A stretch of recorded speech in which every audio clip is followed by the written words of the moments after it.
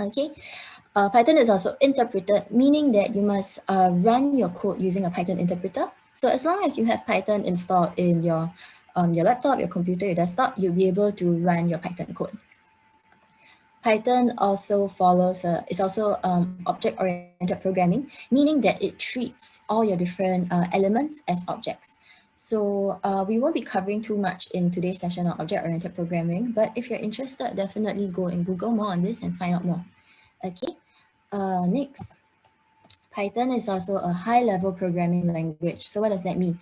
High-level just means that it's more intuitive, more simpler. So it's more human readable. It's more closer to human language as compared to low-level programming languages.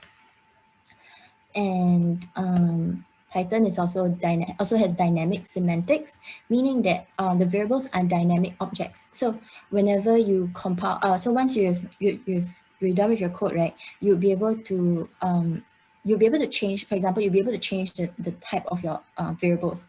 So you'll be able, for example, right, a variable could initially start off as an integer, and then later on in your code, maybe you convert it into a string or a Boolean type instead. Okay, so it's very dynamic in nature. And finally, you can use Python for very general purpose programming. So it's really used for a whole load of different reasons. You can see like data analytics, data science, web development, software development, game development, and mathematics, system scripting, etc. So you can really use Python for a whole load of different reasons. Okay, so just some quick history on Python. So it's a very popular programming language, and it was actually created by this guy called Guido van Rossum, and it was released in 1991. So why the name Python, you may be wondering. So actually this guy, Guido van Rossum, he was thinking, oh, he wants to come up with a more interesting name for his programming language rather than like C or C# or Java or something. He wanted a more unique name. And at that point of time in 1991, there was this British comedy series called Monty Python's Flying Circus. So that's why he decided to name this programming language Python after that series. Okay, so just a bit more facts about Python. It's a proven language really used by a lot of big companies. So you have like Dropbox, Google, Amazon, all these companies are all using Python. It's very, it's fast prototyping, meaning it's very dynamic in nature. So you're able to change, for example, your variables can change the different types across your entire code. So at the start of your code, it could be an integer, and then at the end, it could be a string or Boolean or even a more complicated data structure. Okay, it's really a language for everyone. It's really very easy to pick up. It's really one of the languages that is closest to the human language. It works on many different platforms, so you can use, as long as you have Python installed in your Mac, your Linux, your Windows system, you'll be able to run your Python code. And most importantly, for those interested in data science, data analytics, it has a very mature data science ecosystem. So there's really a whole load of libraries available for us to just use for data science or data analytics. Okay. And also if you go and do like a very simple Google and you try and find out what are some of the common data science skills that you require, right, for any job right now, Python is one of the more popular programming languages that you need to know in order to get a job. Okay, so it's really very lucrative to actually pick up Python. Okay, so enough of slides. Let's actually move on to our hands-on portion. So we'll be actually using Jupyter Notebook to do our entire code today. So what you need to do, right? So you just need to, so for those of you who have not used Jupyter Notebook before, okay, it's part, so as long as you have installed Anaconda, you'll be able to use Jupyter Notebook. So how do you open it, right? So you can actually just go to your laptop or desktop that you're using, and then you just need to, you just need to search Anaconda. Okay, sorry, let me actually share my desktop instead. Oh yeah, okay. So what you need to do, you just need to search Jupyter Notebook, okay, and it will appear, and you'll like disappearing. Okay, so important thing, don't close this window because this is basically a kernel that is running for you to run your code. Okay, so don't close this window. And once you open Jupyter Notebook, you will actually see this page appear. Okay, it's like a file directory. So basically what you need to do is you need to navigate to your folder of interest. Okay, and if you have downloaded let me copy this link. So for those of you, need the resources, you can just head over to this link and download this IPython notebook. Okay, so once you've downloaded it, you just need to navigate to your folder. Okay, so for example, it's on my desktop, if it's in this Shopee Intro to Python directory, I just need to click into it, and then I just need to make sure I find this IPython notebook and click on it, and this new tab will appear. Okay, and you should be able to see this. So for those of you who may not have Anaconda or Jupyter installed yet, right, what you can do as a quick alternative in case your Anaconda is taking a long time to install, or you can basically search Google Colab, okay, and then just open a Google Colab notebook, okay. Disclaimer, you will need to have a Google account in order to do this as well, in order to run your Google notebook. Okay, it's kind of similar to Jupyter Notebook, just that it's residing on your Google Drive rather than your local desktop. Okay, so a few options for you to use. So I'll head back to my notebook. So I give you some time to open this because it can be a bit complicated to open.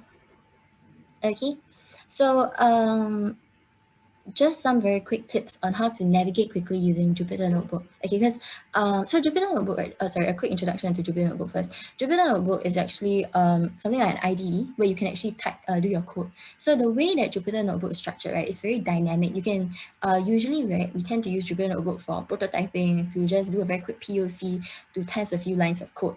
And then once all this is done, right, we'll actually we'll actually put all this code into maybe something else called PyCharm. So I'll just put it here. Okay, so there are other applications like PyCharm or Spider. Okay, so these are other applications that you can actually use to type your full, I don't know how many lines of Python code, and then you can save it, and then you can save this Python script and you can run it in the future for whatever automation jobs or data science models, or web app development, etc. Okay, but typically we like to use Jupyter Notebook for fast prototyping, and due to its like very easy to use nature. Okay, so I hope most of you would have opened the notebook by now. Okay, so I'll just quickly go into some of the um, functions, the features of Jupyter Notebook. Okay, so each of this is actually called a cell, and typically you can write any code in here. So whenever you want to create a new cell, right, one way is to press this plus sign, okay, and you have a new cell, and then you can type in your new code. Okay, of course, a faster way, right, is once you click into an existing cell, you press escape, okay, escape and A.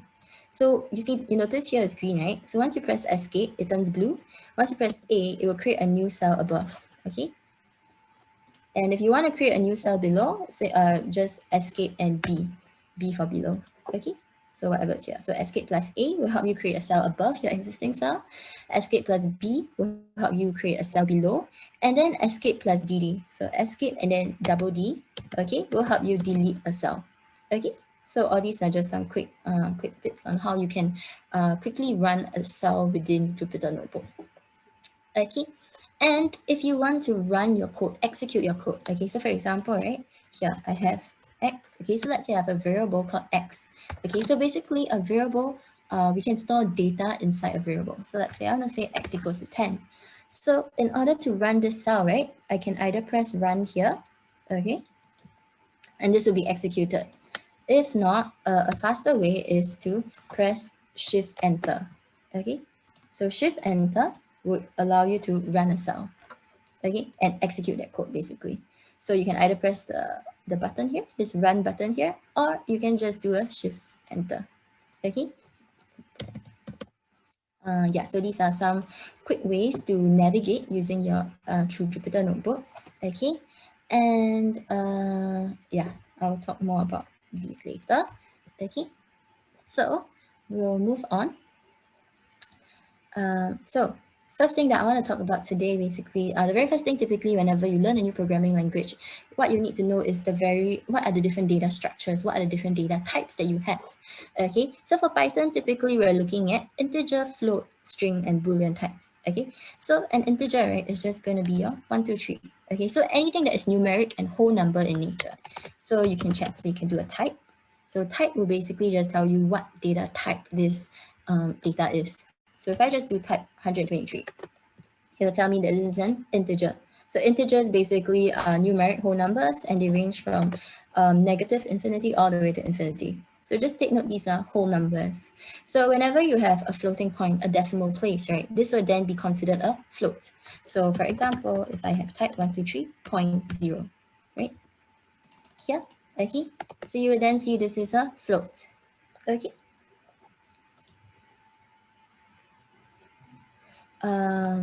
So then this is an integer, this is a float, and we have a string. So string basically is going to be ABC. So whatever collection of alphabets, words, or characters enclosed by your apostrophes. Okay. So for example, you can have ABC, or you can have a really long string. So this string. Okay. And then you see this is a string. Okay, so one thing I want you to take note of is if you do a type, okay, if you do a, for example, this, okay, so you notice you have 123 enclosed in between two apostrophes. So if you do a type here, right, you will then see that this is a string as well. Okay, so so for those who are interested in, so for those of you who are in like going into like data analytics or data science, right? So it's always very, or even just, okay, even if you're just programming, it's very important to make sure that your data is of the correct type, okay? So there may be instances where you want this, you expect this to be an integer, right? But because of the way the data was stored, it's actually identified as a string. So you will need to convert this into an integer in order to do any sort of mathematic operations. Okay, so what do I mean by that, right? So for example, if I do 123 plus 4, 5, 6, right? This would give me 1, 2, 3, 4, 5, 6. Okay, so this is called string concatenation. Okay, so you're adding strings together rather than adding the integers together, because normally you expect this to give you some numeric value, right? You expect this to be 579, right? When you add up your numbers. So you need to make sure that your data is of the correct type, because if it's of the wrong type, for example, if your integers are being identified as strings, you won't be able to do your mathematical operations on it, okay? Rather, you'll be doing string concatenations instead, okay? So something to take note of. Okay, so yeah, so we have integer, float, string, and finally the last one that I want to introduce is Boolean. So Boolean is just going to be true, okay, and false. Okay, something like that. So the key thing that I want to highlight whenever you're looking at Boolean values, right, here, it's only true or false, and you need to make sure it's case sensitive. So your capital needs to be capital T and capital F. So if I have true in this case, you notice it's still black, right? It didn't change. It's not a special word such as like capital TRUE, right? So this is not identified as a Boolean value. Only this true and this false is identified as a Boolean value. Okay, so you can do type true, and it'll give you BOOL, bool, short for Boolean. Okay, so these are the key primitive data structures, data types that we have in Python. Okay, so all these different data, right, you can actually store it into something called a variable. So a variable, for example, is like your x, right? You can do x equals to 123. So later on, when you want to call it again, you want to see what's your x value, you can just put in x and run it, and you will see your x value is 123. Okay, so the good thing about Jupyter Notebook, right, is you have like a mini console here, and you can see immediately what x is. Okay, but if you you can also do a print x, and you'll be able to see what you can also do a print basically. So the difference is that when you do a print, right, you're just printing for your user, for you to see what this value is. Okay, you're not really using you're not really outputting anything, you're not returning any value. Okay, so if I just do x, I'm getting an output here. So you notice this has an output, and this one is just like sort of printing on the interface, on the UI for the user to see. Okay, but typically when you're using Jupyter Notebook, it's fine to just call the variable name. Okay, because typically when you're using Jupyter Notebook, you're just doing a lot of prototyping or like POCs to try and quickly see like, oh, if I do this, what's going to happen? If I do that, what's going to happen? So you can just you don't need to do all these print functions. Okay, typically whenever you do printing or logging, something called logging, right? Typically, these are very important when you are doing any scripts that are running on your servers, and then you want to see, for example, which stage your script has reached, or which stage of training your model has reached. So whenever you have logging or printing, right, you'll be able to track your script. Okay. So these are just some good programming practices to have, especially if you're going to be running lots of Python scripts. Okay. So yeah, so just one more thing that I want to introduce for variables is the naming convention. Okay, so typically, right, whenever you name a variable, right, you want to name it something that is that's relevant to your use case. Okay, so for example, you can have like user name. Okay, username equals to, for example, show me. Okay, so you see that my variable name is called username, and then it stores a string value. So if I do type username, you would see this is a string. Okay. Um, yeah. So variable names, right? Key thing is it can only contain alphanumeric values or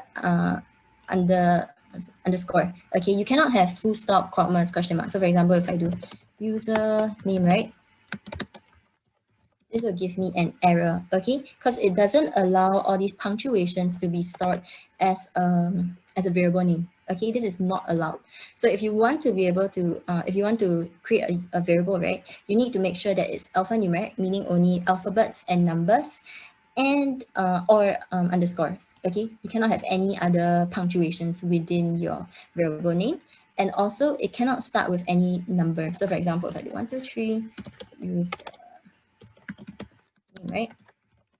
This will give me an error as well, okay? Because you notice, anyway, the 1, 2, 3 has been highlighted green, right? So this will give me a syntax error as well, okay? You need to make sure that it starts with alphabets, okay, like ABC, 1, 2, 3.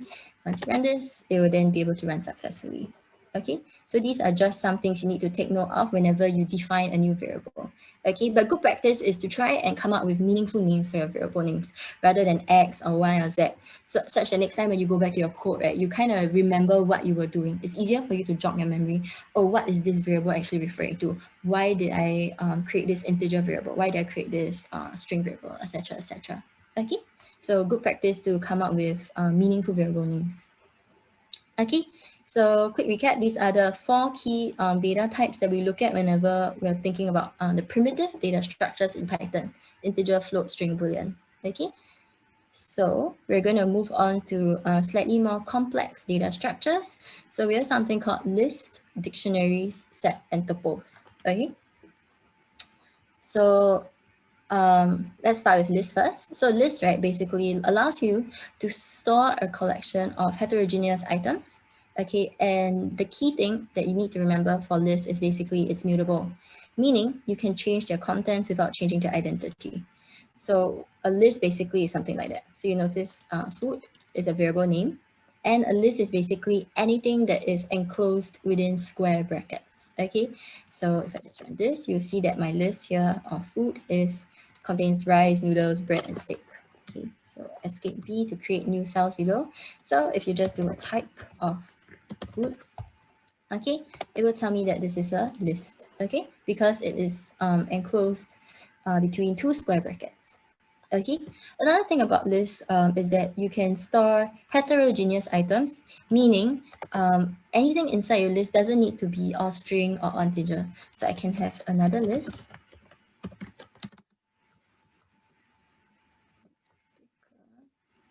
Okay, so I can do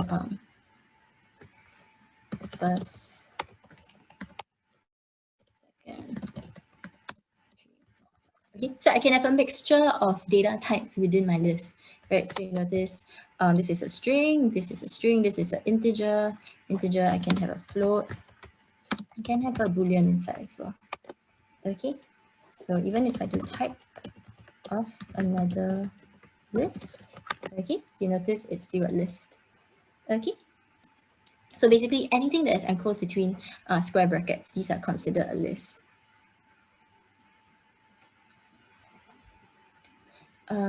Sorry, a few of you are asking for the resources again, right? So let me just share the link again.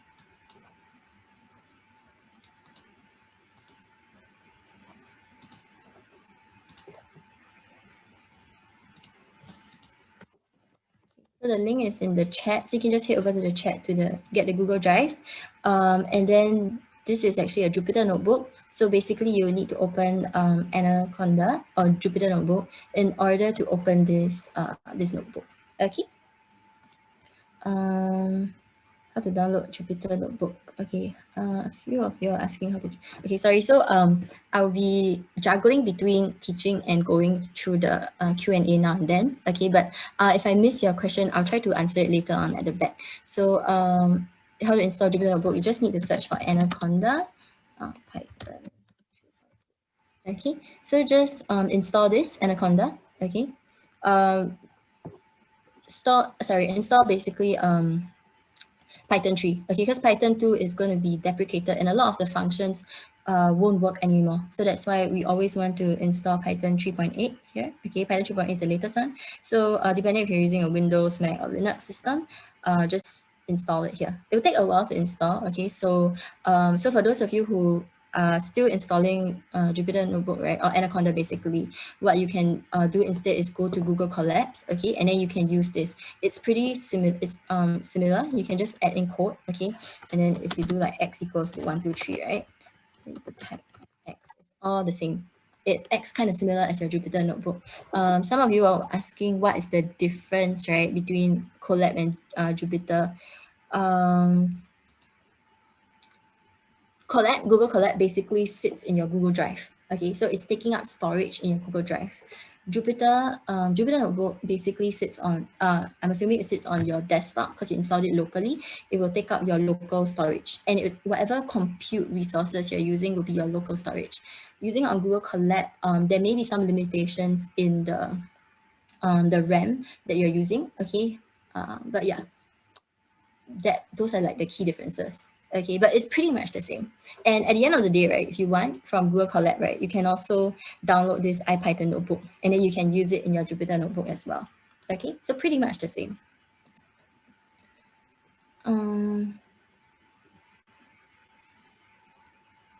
Okay, so will you be showing some use cases of Python in the data science field?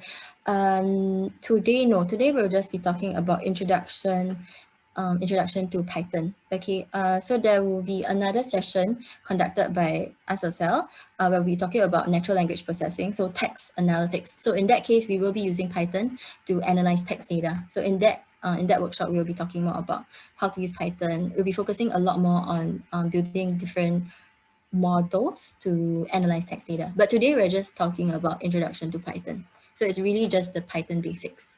Okay, so I'll just quickly go back to the content for today first. Okay, so back to what we're talking about, lists, right? So lists, basically you can really store any data type within your list, and it can be as long as you want. Okay, so yeah, the good thing about lists as well is we have this thing called list slicing. So in list slicing, you can actually get your items based on the index. So for example, if we're looking at food, right? Okay, list slicing just means you can get, for example, the first item, which is rice. Okay, so the thing about Python is that Python starts from 0. Okay, similar to many other programming languages, Python starts from 0. So 0, 1, 2, 3, 4, 5. So for those, so I think the only exception is R. So if you're using R, it starts from 1, but Python starts from 0. So basically, if we go back to our food here, right? So you notice rice, noodles, breadstick, right? So can I annotate? No, I can't annotate. So basically, rice here is index 0, noodles is 1, bread is 2, steak is 3. So that's why if I do a food 0, I'll quickly get rice. If I do a food 2, okay, 0, 1, 2, I'll get bread. Okay, so this basically helps us to get the elements based on the index that we selected. Okay, in our list.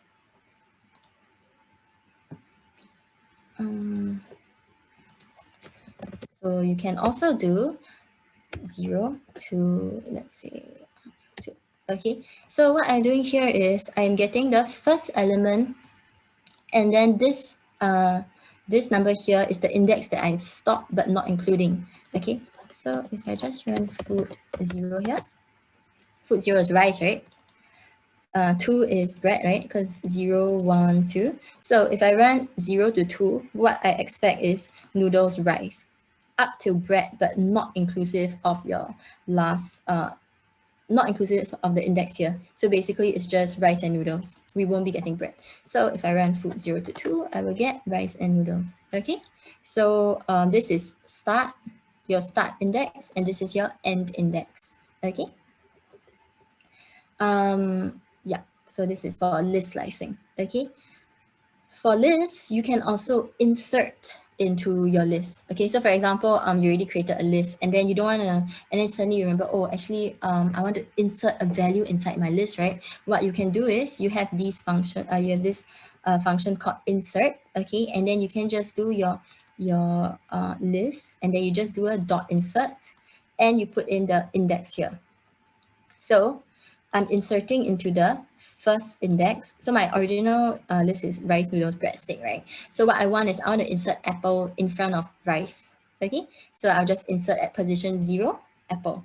So when you run this, you will then see that we have apple, rice, noodles, breadstick. So now when I do a food 0, I will see that it is apple. Okay, so that is to help us add elements inside our list. Okay, and of course, you can also loop through your entire list. So there may be times where you actually need to iterate through every single element within your list, right? So how you can do that? One way is a for loop.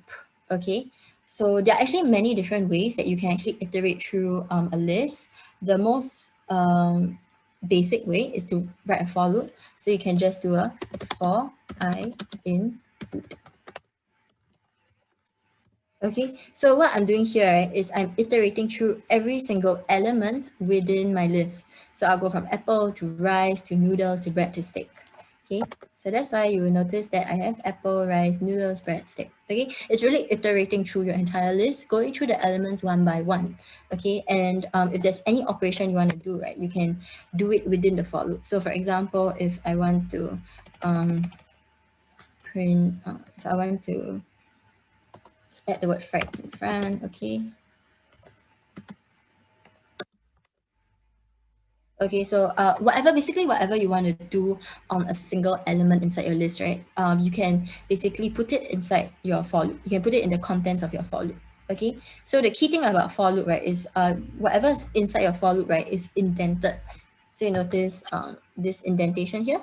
Okay, so anything that follows this indentation will basically be whatever you're doing on all the different elements within your for loop. Okay, so this is a very simple for loop, and what we're doing is we're just iterating through our list. Okay. So there are some other built-in methods that we have for lists. I'll just go through the more popular ones. Okay. So for example, if we have another list here called more food. Okay, and let's say inside we have mee siam and mee soto. Okay. So if you want to add, first, if we want to add an element into our list, right? So for example, food now is apple, rice, noodles, breadstick, right? So one way that we talked about just now was insert, right? So insert, you need to define the index that you want to add in this element. Another way is you can just do a dot append, okay? And then I can say, let's say I want to add, okay? So I can append a new element, and then this element will always be added to the back, okay? Because the difference between append and insert, you can define which position you want to add in this new element to. Append is always just going to add it to the last position, okay? So now when I run my food, I will then see that prata has been added to the back of my entire list, okay? So instead, right, if you want to add many different items, okay, what you can then do is two ways. Okay, so right now this is my list, right? So I can just do a very simple addition. Okay, so let's say I want to add oranges, and okay, let's say I want to add in these two fruits into my food list. So I can just add it. Okay, just do very simple addition. And once I run this, okay, you will see that it has been added here. Okay, all these new elements have been added into my list. Okay, so one way is to do this. Another method is to actually use something called extend. So extend is basically over here. Okay, so you can just do your list dot extend. So more food has to define as this list here, right? So when you do a dot extend, basically you're adding this list together. Okay, so this is your food list and this is your more food list. So when you extend it, you notice that these elements have been added to your existing list. Okay, so it's just many different ways for you to go about doing the same thing. It's up to you which one you prefer. Okay, whether you want to do a dot extend, whether you want to just add it together, okay, or you can do a dot append. But append, right, just take note, you need to add individual items. Okay, because if you actually append more food here, right, so for example, we have this entire list, and if we append more food, right, you will notice you will get a nested list instead. Okay, you get a list inside a list, which is not, I mean, if that's what you want, then yeah, you can do a dot append. But typically when you are adding elements inside a list, you just expect them to be elements by themselves, okay, rather than a list inside a list. Okay, so many different ways for you to go about doing it. It's up to you which one you're which way you want to do. Okay, so if you're doing a dot append, take note that you are always appending this right to the back. So if you append a list inside a list, you're going to get a nested list like that. Okay, so rather if you want to add two lists, right, one way is to just do an addition. Another way is to do a dot extend. Okay.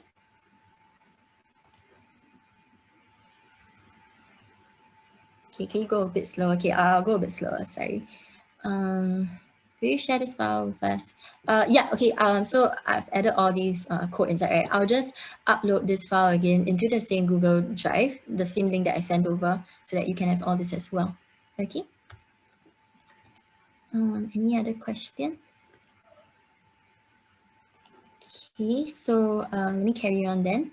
So that's extend, append, and to add. So some other functions that you can actually do on list, right? You can do something called reverse. Okay, so what reverse does, basically, as the name suggests, you're just reversing the order of your list. Okay, so for example, your food is rice, noodles, bread, steak, right? If you do a dot reverse, okay, you go look at your food again, you notice it's now steak, bread, noodles, rice. Your order has been reversed. Okay, so very simply, if you want to do a dot reverse, you're able, I mean, if you want to reverse your list for whatever reasons, right, you can do a dot reverse. Okay, so you can also sort your list. Okay, so very simply, right, you can just do a food dot sort. Okay, and if you run your food, it'll be sorted in alphabetical order. So you have bread, so B, then N, then R, then S. Okay, bread, noodles, rice, steak. So you can also sort your list. Okay. One thing to note is whenever you do a dot sort, you need to make sure that you are comparing across the same data type. Okay. So in this case, they're all strings. So it's fine. I mean, I'm just comparing between different strings. So I'll just take based on the alphabet, right? A, B, C, D, E, F, G, all the way to Z. If I have a mixture, right? So just now I had another list, right? If you recall, at the top, I had this list that had alphabets, had strings, integers, floats, and boolean, right? So if I try to do a reverse, it's fine. Okay, so I'll expect this to reverse my list, right? So if I run another list, you notice the order has been reversed, right? So originally it's first, second, 3, 4, 5, 6, true.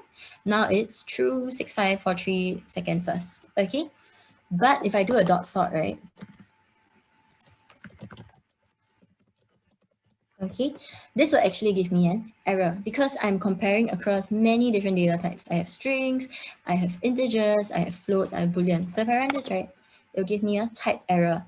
Okay, so the thing about Python, right, the thing about programming is whenever you get an error, right, don't be intimidated by it. Okay, a lot of times this error can actually give us a lot of information, a lot of detail as to why you get an error. Okay, so typically when you first start out programming, right, we'll be very intimidated by errors, and we see errors, you'll be like, oh no, why is my code like that? I don't want to do it anymore. but really you should try to learn how to read your errors and try to fix them, okay, rather than be intimidated by it.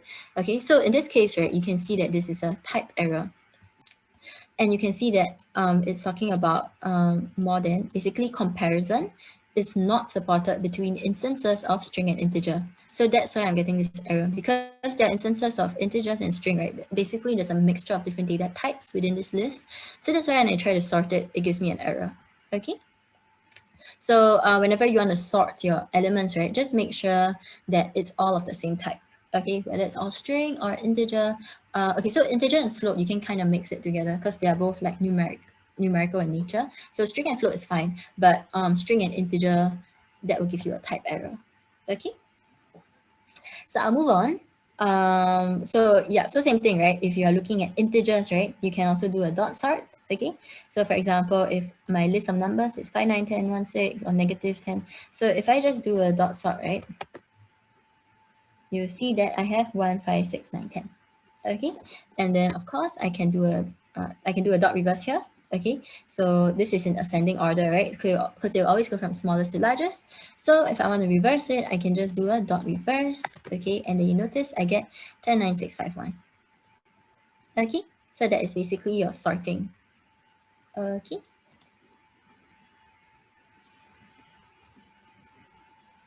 Um,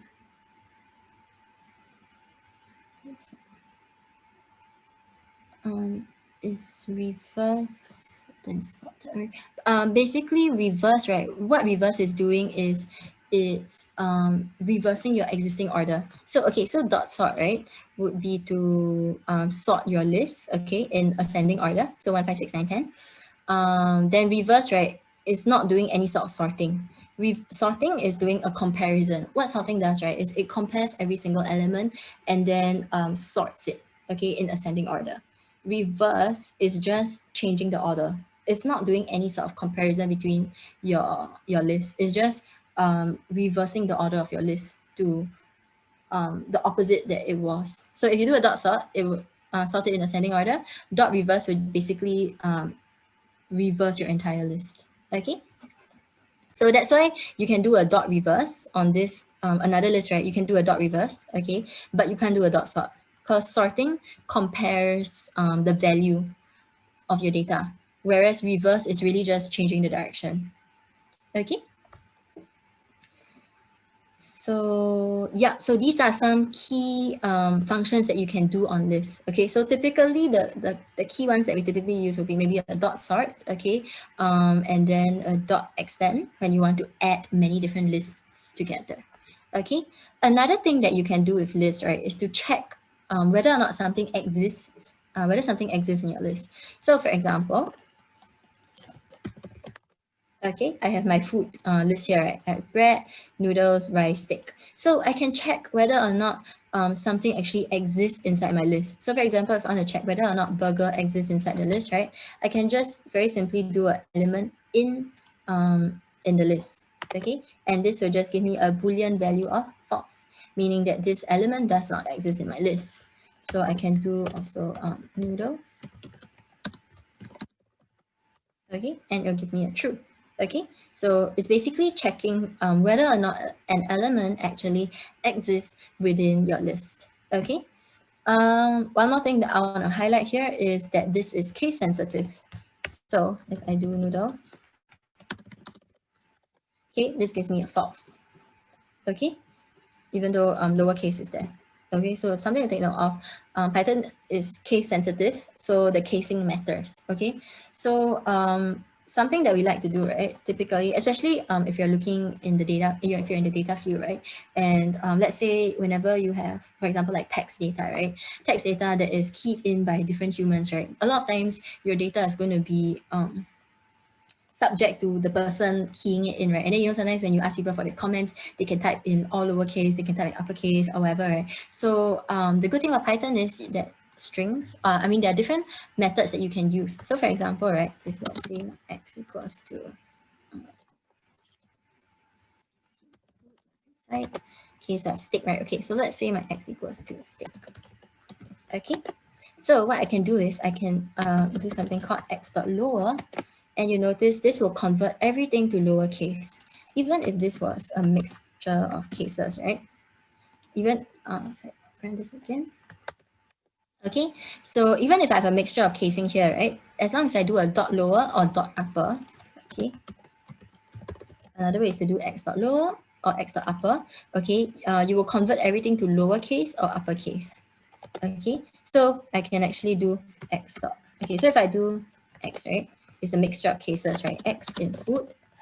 Okay, so if you just think about it, what do you think you'll get? Because X is now this mixture casing, right? So if I'm checking if this exists in food, I will get a false, right? Because this doesn't exist. But I can do a dot lower and it'll give me a true. Okay, so basically I'm converting this entire thing to lowercase. Okay, depending on what casing you use in your list lah. Okay, you can yeah, so these are just some things you can do, especially whenever you're working with text data, right? It's always very important to use all these different functions, these different methods to help you clean your data, to make sure that you don't have funny cases where people actually typed in the text wrongly. Okay, then what else do I want to talk about? Yeah, so one more thing that I want to talk about is this is basically a comment. Okay, so so if I run lower, sorry, x dot upper,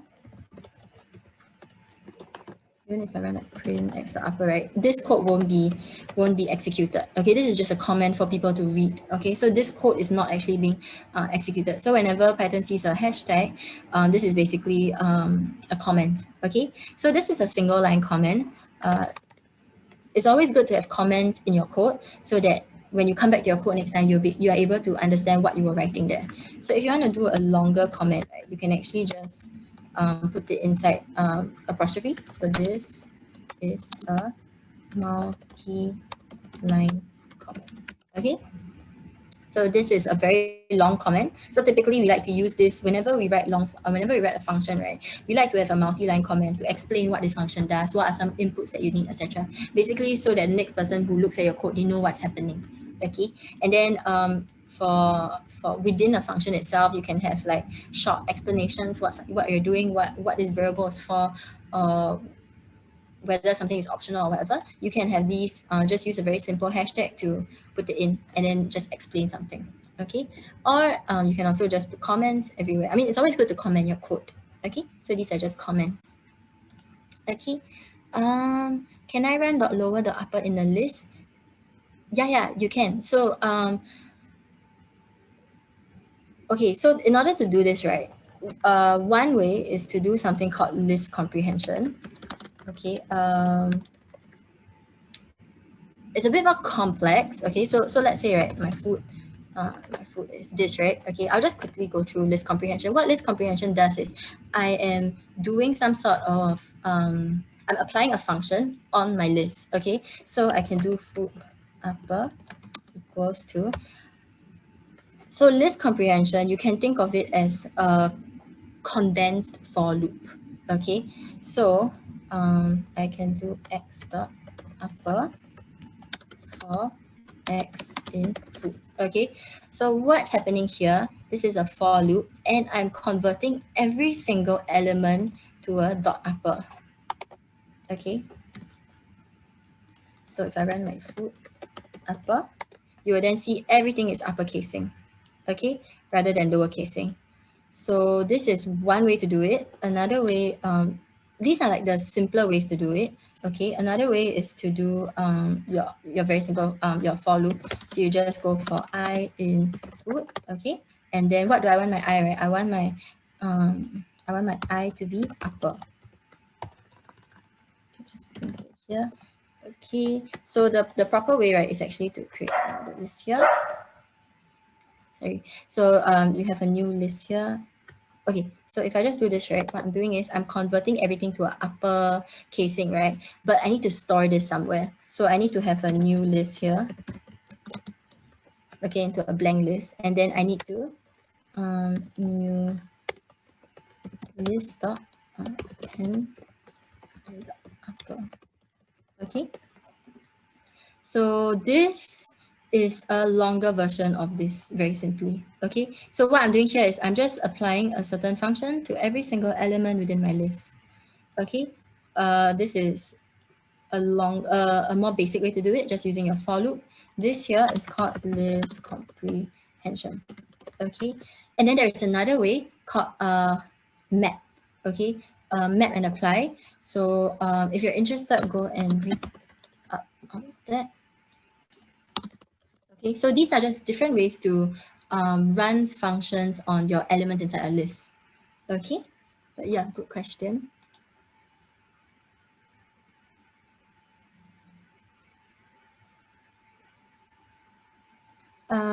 How does upper change all the elements to uppercase? So upper right here basically is the opposite of lower. So dot lower basically changes everything to lowercase. Dot upper changes everything to uppercase. And then if I'm not wrong, there is a dot capitalize. So we can have this x here is our stake.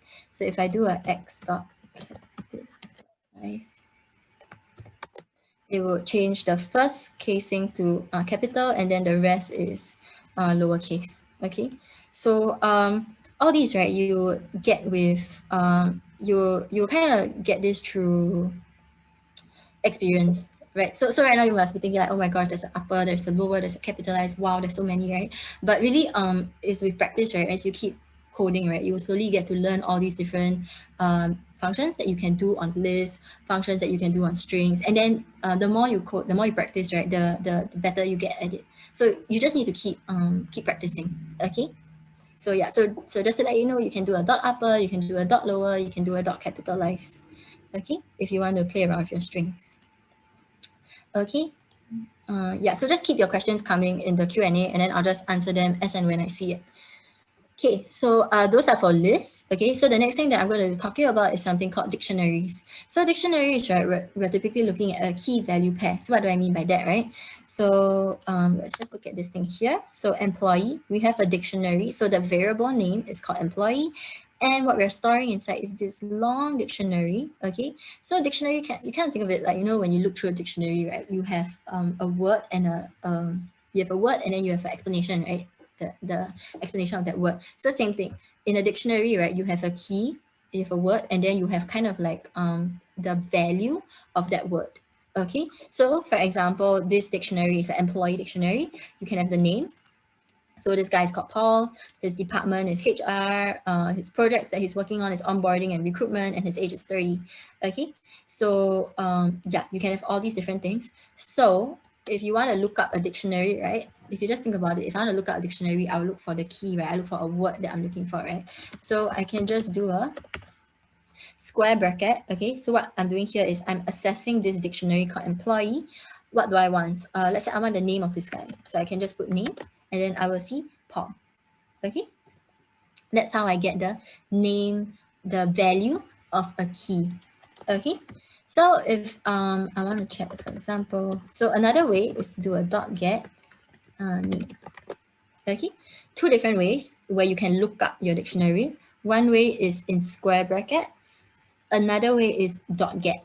Okay, so you just use a method dot get, and then you put in the key that you're interested in. What's the difference? So let's say we have name, department, projects, age, right? So let's say I search something that's not inside, maybe what would be not inside? Email.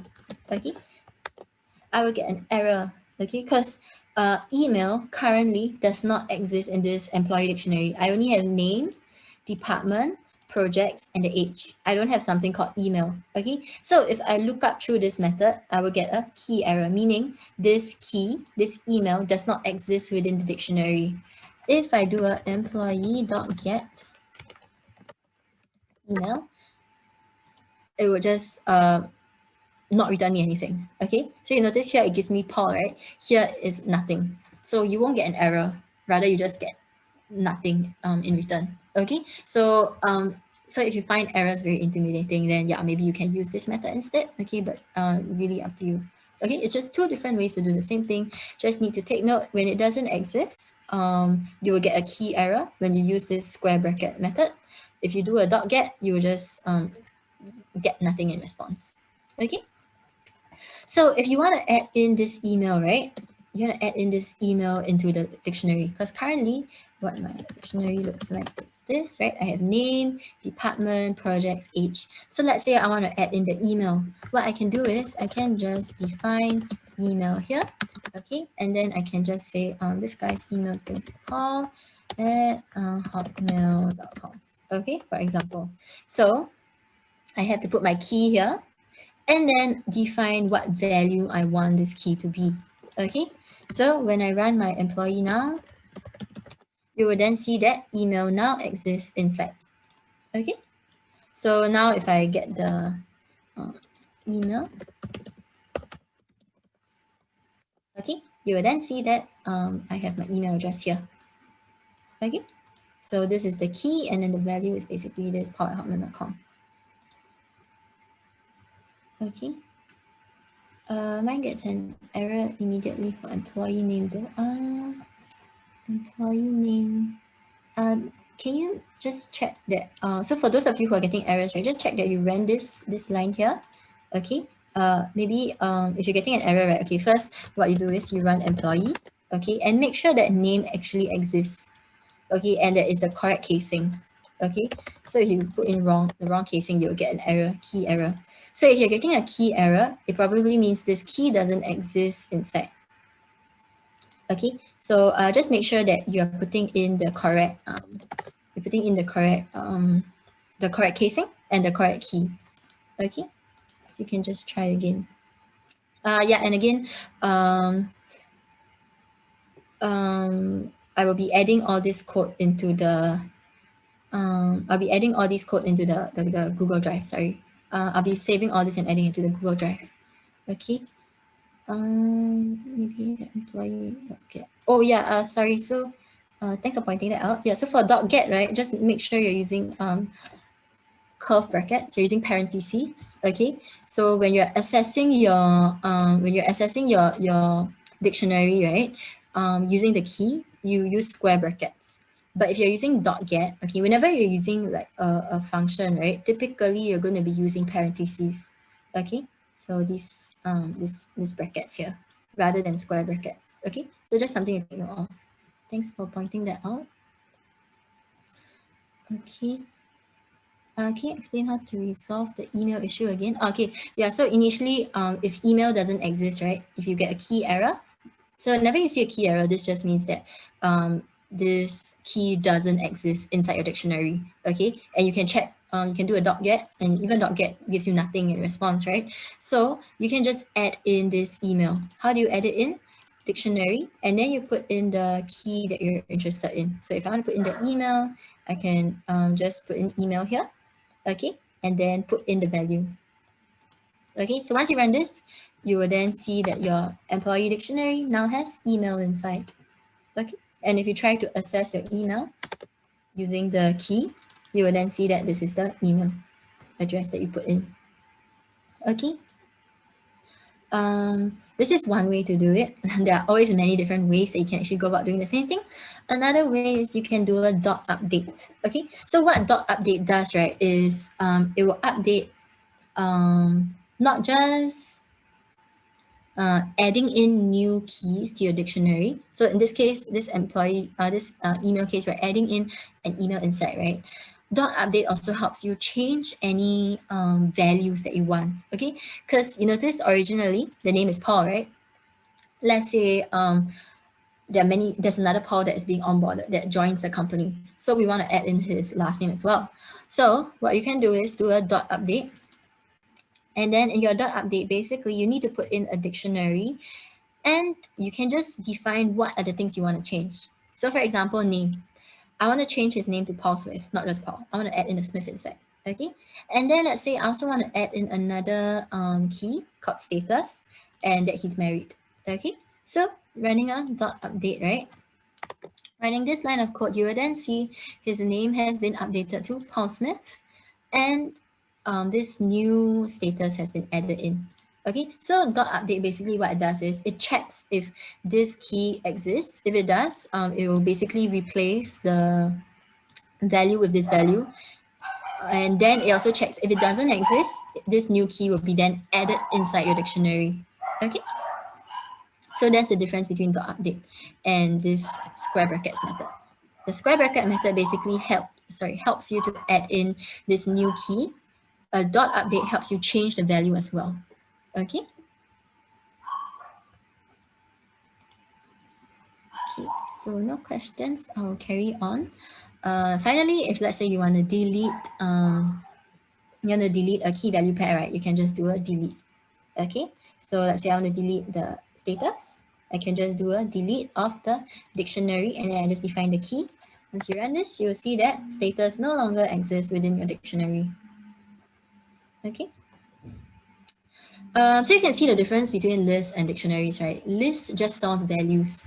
Dictionaries stores a key and a value.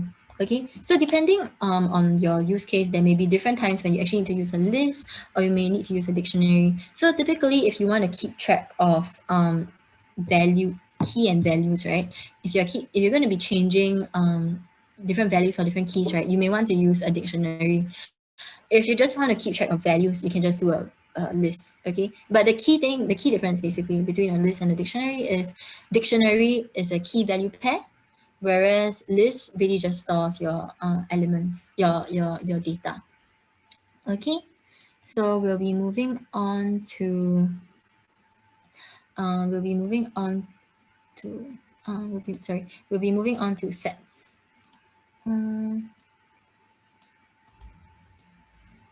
May I know if you can create an array and to call out people with their unique identifier? Sorry, can you clarify your question? Okay.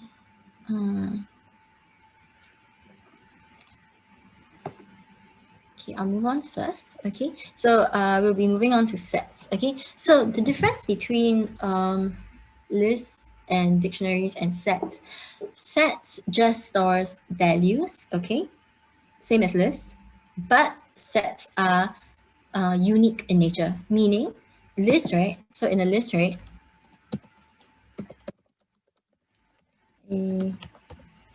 Sorry. Okay, in a list, I can have duplicated values. Okay. Here again, you see I have A, A, B, C. Okay, I can have duplicated values within my list. But in a set, right, the key thing to know about set is that there are no duplicates inside a set. It's all unique values. Okay, and sets are unordered, meaning that for lists, right, you always know that 0 position is A, 1 position is A, 2 is B, 3 is C, right? So for example, 0 is A, right? For sets, there is no such thing as getting your index, your element based on your index, okay? Because it's unordered and the order may change, okay? So that's the difference. So typically, when do we use sets, right? Typically, we use sets when we want to just get the unique values within a list, okay? Then we can just find the set. Okay, so for example, if I have the set here, okay, so food set is rice, noodles, breadstick, okay? If I have another food set here, rice, noodles, breadstick, right? You notice there are duplicates of rice, duplicates of noodles. Even if I initialize this set by saying that I want 2 rice, 2 noodles, 1 bread, 1 steak, right? When you run your food set, it is still just noodles, steak, rice, bread. Okay, so there's always going to be sets, right, never store duplicates of the same thing. It will never store a duplicate of the data. Okay, it will only get the unique values within that set and store it. And you notice the order also changes. So that's why you can't do like food set 0 to get the first position, because whenever you store data in a set, the position is not stored as well. It's basically just storing all these elements inside a set. Can think of it as a bag, okay? Like it's just storing everything inside, but it doesn't keep the order, but it's just keeping all the unique values, okay? So that's the difference between lists and sets. So really depending on your use case again, sometimes you just want the unique values, you can just use a set. If you want to count, for example, how many items, how many of each element there are inside your list, then you need to use a list, because list will store the duplicates. Okay. Can you convert from list to set? Yeah, you can. So let's say my food, right? AABC. So I can just do a set. Okay, and then I will see this is ABC. Okay, So that is a good way to actually get all your unique values from a list, okay? Just by doing set of your list, and then you can see that these are all my unique values, okay?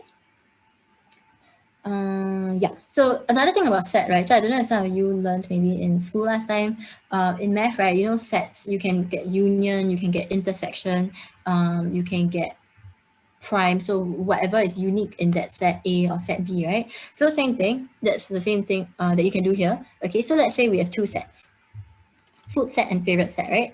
So you see we have rice, noodles, breadstick, and then within our favorite set we have chicken, burger, fries, breadstick. Okay, so if we want to get an intersection, meaning we want to see two sets, right? What are the common values, right? So you can just do a dot intersection, and you will see the common values are just bread and steak, right? Because it occurs in both sets here, bread and steak. So that's why you see bread and steak inside the intersection.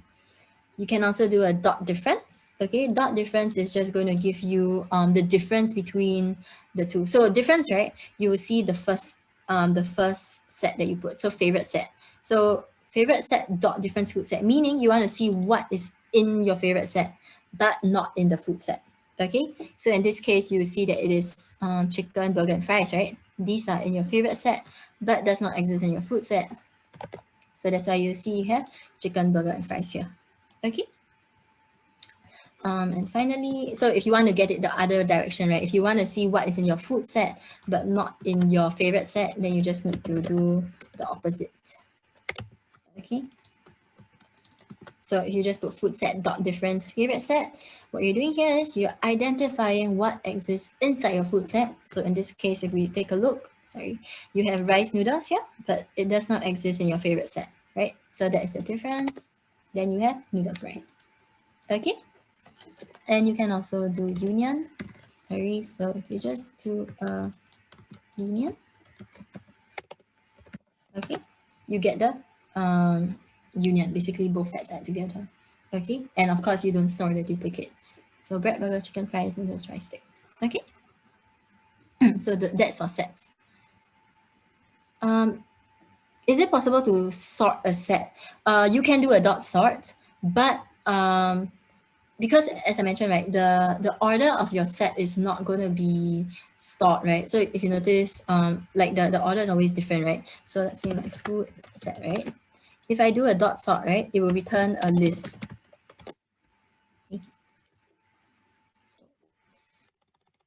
List dot sort. Oh, I can do sort. Sorry, I know there is a way to dot sorted.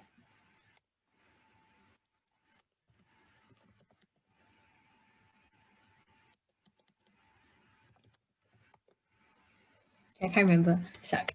Okay, I'll check this later and I'll let you all know. But you can return a sorted. Sorted. Yeah, okay. So you can return a sorted set, but it's a list, okay? Because sets can't be sorted because you know the order is never kept. So that's why if you want to sort your set, you need to use a sorted, and it returns you a list rather than a set. Okay, so it kind of changes the data type. Okay.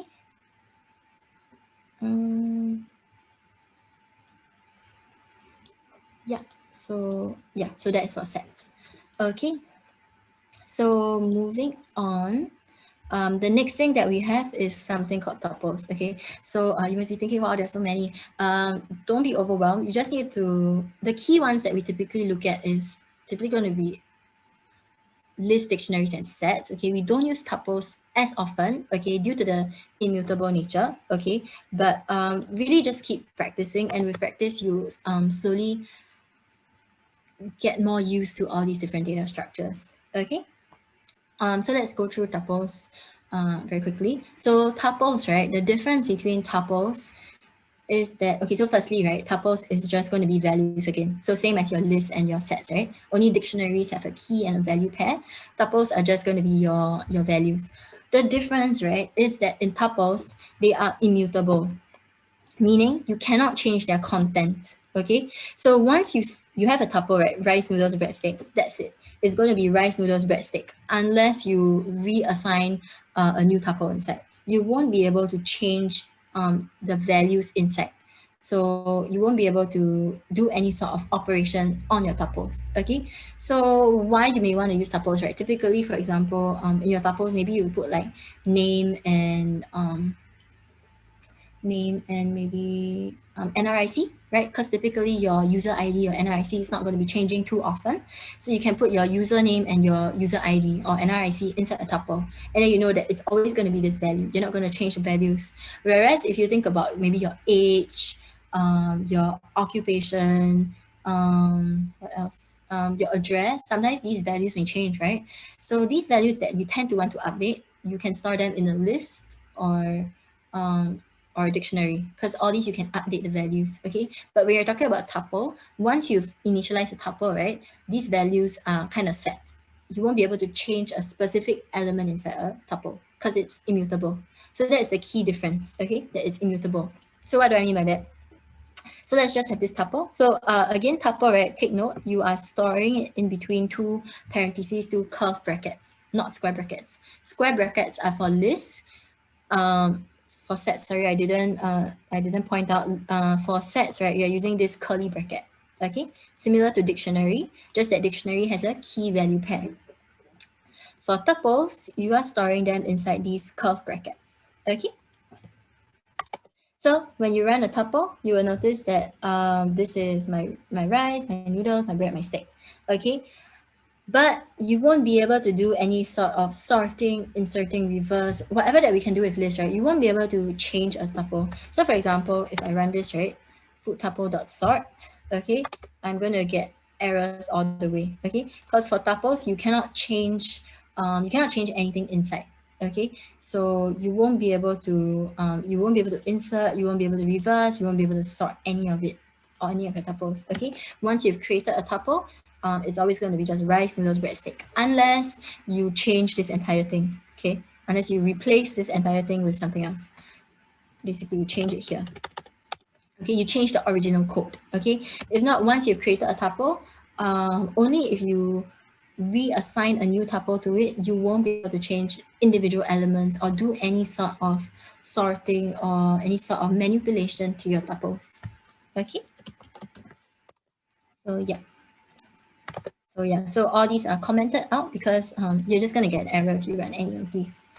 Okay.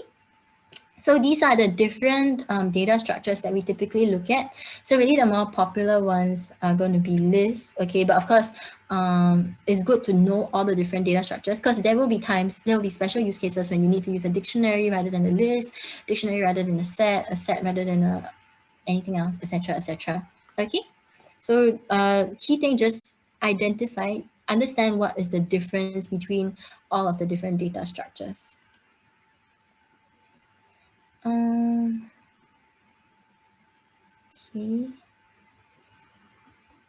Okay, sorry. So some of you, so let me just send the link again. Some of you are still asking for the link, so it's inside the chat. Let me check again. So just head over to this Google Drive, okay, and you'll be able to get the original IPython notebook. At the end of the session, I'll be uploading this this notebook that I have into that same Google Drive. Then y'all can access it, okay.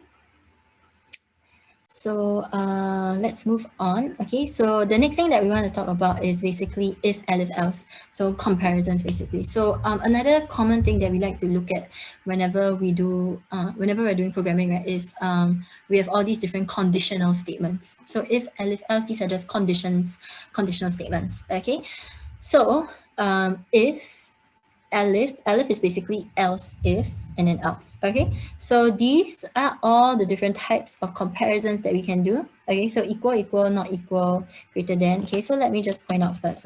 So whenever I do x equals to 10, right, I am assigning a value 10 to this variable x. Okay, so when I call this x again, I'll get the value 10. If I do a double equal sign, I am checking, does x equal to 10? Okay, so if I do x equal 10, it will give me a Boolean value, true or false, whether or not this statement is true or false.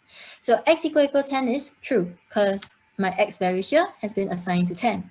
Of course, I can do x equals to 100 and then if you just think about it, x is 10, right, not 100. So this will give me a false. Okay, so using all these, we can do conditional statements. We are checking whether or not this value is whatever we're interested in.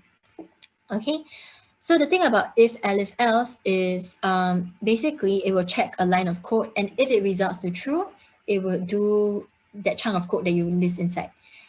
If it's false, it will skip the entire chunk. Okay, so what do I mean by that? So here you can just see if, so in this case, we're just putting in a value true. We're just putting in the conditional true already. So if true, print conditional was true. So this will just print conditional was true. Okay. So typically, right, we would replace this with like, for example, we would replace this with like if x equals 10. Okay. So we know that x is equal to 10, right? So that's why conditional was true. So that's why it executes all this code here. Basically, it prints conditional was true. If I change this to x equals to 100, you will know this statement basically resolves to a false, right? So it won't do anything. So you notice nothing happens, okay? Because this is false, right? Because my x is 10, not 100, okay? So same thing, you can see here if false. So once this condition resolves to a false, anything inside will be ignored. It won't be executed.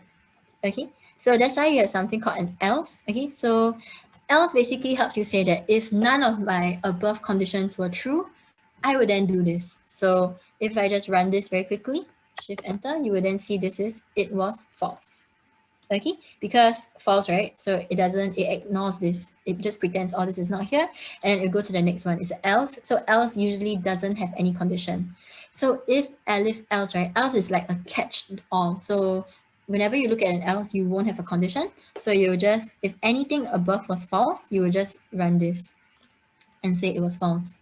Okay. So yeah, so typically, right, usually we can use this for more more intuitive kind of conditions. So what do I mean by that, right? So for example, if our weather is sunny, okay, so let me make this more easier first. Okay, so weather is sunny.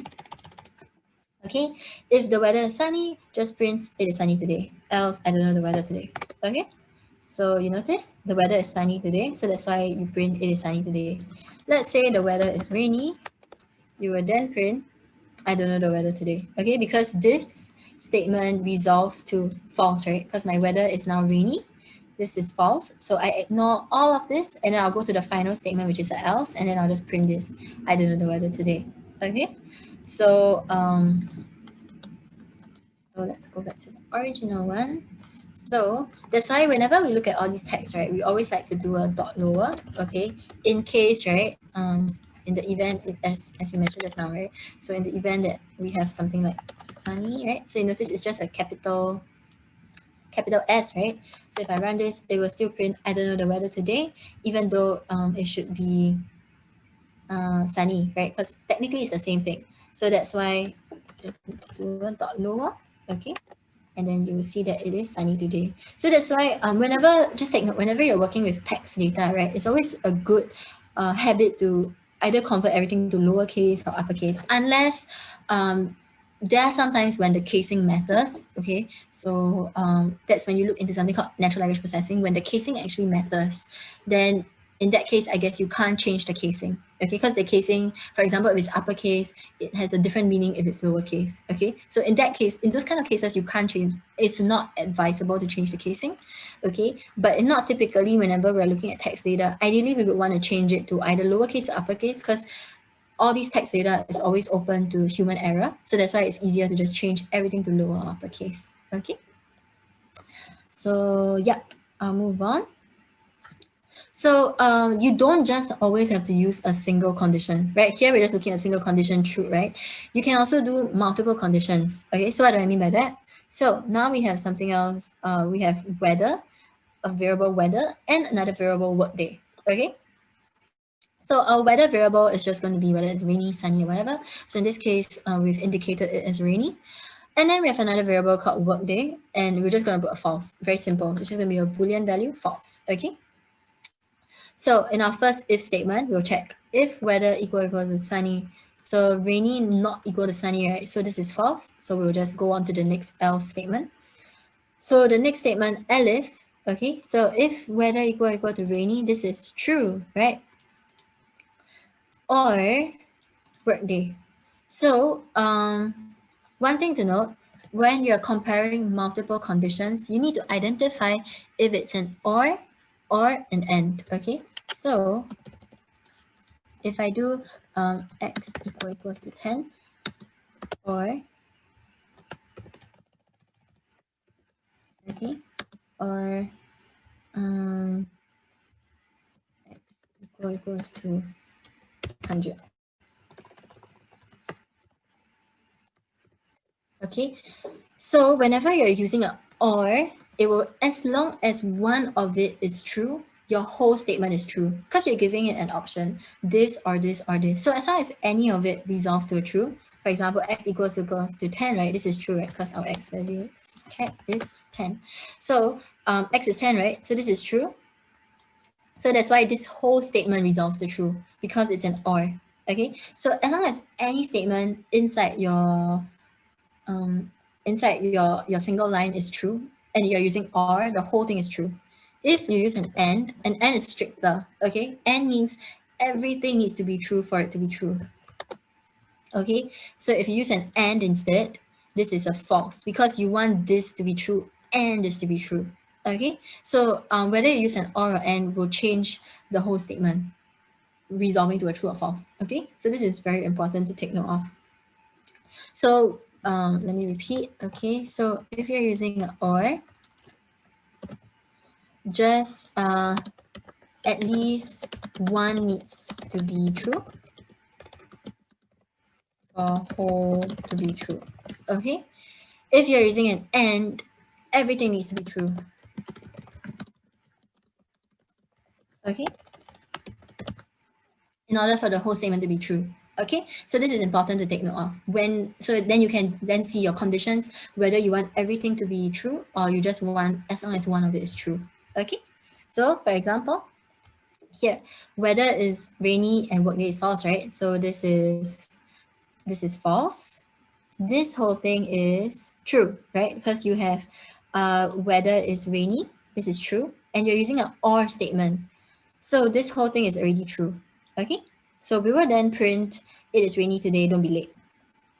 So the thing is, once one of it has been executed, right, because this is an elif, so as long as the other statements are an else, right, this is an else if and this is an else, it will just ignore everything. Okay, so what do I mean? So even though this is a true, right, weather equals rainy is true, right, but because this is an elif, once this is true, right, everything else, this will be ignored, this will be ignored. So if you run this, right, it will just print it is rainy today, don't be late. Okay, this is not printed and this is not printed. Okay, because this is an else, elif and else. If you change this to an if, okay, because you're not looking at else if, you're just checking this statement again, if you change it to an if, you notice it is cloudy today will also be printed, okay, because this has been resolved to true. Okay, so whether you use if and elif and else, right, which one to use is also very important because the order will also change what is executed. Okay, so it's very important to know all these different things. Okay, so first you must know the difference between or and then you must also identify whether you're using an if or an elif, or if you want to just use an if or you're just using an else. Okay, so else doesn't need a condition. Doesn't need a condition. Okay, if will always be executed. I mean, for whenever it has an if statement, it will always check the condition. Okay, if it's an elif, right, it will only check the condition if everything above it is false. Okay, as long as there's an else, right, only if everything above is a false, it will then check. Okay, so you can kind of understand the difference. Okay, so typically good practice, right, is you put those at the top, those that you know you want, those that are commonly going to be more commonly going to be true, right? You can put those at the top, and then the rest you can just put elif, okay? But of course, there may be some cases where you want to do very funny logic, where you can have if here and then another if at the bottom, and then elif, etc., etc. So those kind of thing, you need to plan your logic carefully. So it's always good to write out your code first, so that you know how to structure, how to place every single condition, whether some condition should be on top or below. The ordering will matter. Okay. Yeah. Okay, so yeah, so the order matters, so something to take note of. Okay, so yeah, so in this case, right, so you notice weather is rainy. So let's just go through this quickly. So weather is sunny, this is false, skip. So we'll go to the next one. Weather is rainy, this is true. So we're going to print it is rainy today. And then the next one is if weather equal rainy, we'll print it is cloudy today. Okay, so that's why if I run this, I'll expect it to print it is rainy today and it is cloudy today. Okay. Something to note, if I change this to sunny again, okay? So let's run through this again. Weather equals sunny is false, skip. Weather equals rainy, true, print, it is sunny today. Sorry, it is rainy today. Next is the if. Weather equals sunny is false, right? So this is a false. So that's why when I come here to this else, it will actually be executed because the statement above was a false. So this will actually print, it is rainy today and I don't know the weather today. Okay, because of this if statement here, that was a false. Okay, so that's why this else statement is executed. So that's why you notice whether or not you use an if, an elif, an else is very important. And the order that you put all these different statements is also very important. Okay, so just be aware of this. Okay, so typically, right, we will just put everything, I mean, it'd be good to just put everything as elif so that you don't confuse yourself with all these different logic. Okay, only if it's very important, I mean, if there are very special cases that you want to check, right, then you put if in the state, you put if as well. But if not, good practice is always put all your if statements at the top here, okay, and then all your elif statements at the bottom, elif else at the bottom. Not a good practice to have like if, elif, if, elif, etc., etc. Okay, only if your logic really calls for it, okay, then you can do this kind of funny things. Okay, if not, try to put all your if statements at the top. Okay. Okay. So some of you are asking why we must add this backslash, right? So this backslash actually helps us to put this this single quotation mark here, apostrophe here. Okay, so if you don't want to do this, right, because you notice if I don't have this backslash here, right, it kind of messes with your entire string, right? Because this is identified as a string, and then this is the end of the string, okay? And then this is the start of another string. So that's why we have this backslash here, which is an escape character. So meaning don't treat this as a end of your string, okay? If you want, another way is to actually just use your double quotation here, okay? Okay, so only if you have double quotation here, right, you can then just do your single apostrophe here. Okay, so if not, you can use your backslash to help you treat. So backslash is an escape character, so that's why this will not end the string. Okay, so that's why you can have like single quotations here. Okay, yeah, so that's why you need to add the backslash. Okay, so I'll move on. So yeah, so these are all your different conditions, okay? And something else to take note of is, because you can also do a boolean of here. So basically all these, right, we'll just check whether or not this value is true or false, right? So you can also do a, you can also do a boolean of integers, okay? So for example, boolean 100 is a true, okay? So I can also do if 100 print it was true. Else, this.